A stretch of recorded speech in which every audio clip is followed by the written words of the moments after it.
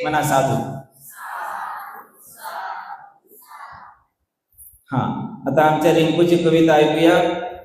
कोण म्हणतं स्वभावाला औषध नसतं? सगळ्यांनी ऐकलं तुम्ही, स्वभावाला औषध? सगळ्याला औषध आहे.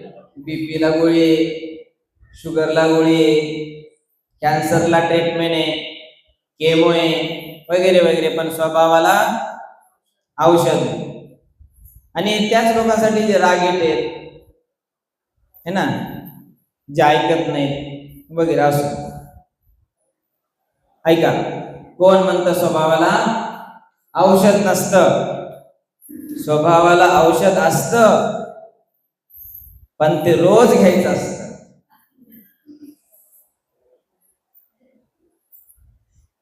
आधी रातला सोडून थोडं धीरानं घ्यायचं असतं.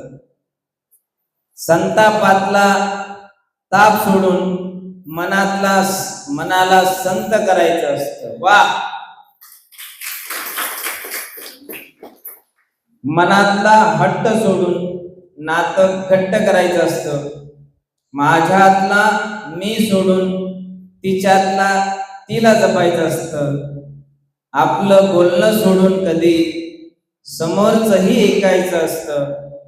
एकाच दिवशी नाही तरी हळूहळू बदलायचं असतं. थोडं थोडं का होईना रोज प्रेम मात्र द्यायचं असतं. एकाचा राग दुसऱ्यावर न काढता समोरच्याला देखील समजून घ्यायचं असतं. कोण म्हणतं स्वभावाला औषध नसतं? स्वभावाला औषध असतं, पण ते रोज रोज थोडं थोडं घ्यायचं असतं. टाळ्या. खूप छान, अप्रतिम, अति सुंदर कविता रिंकूने लिहिली.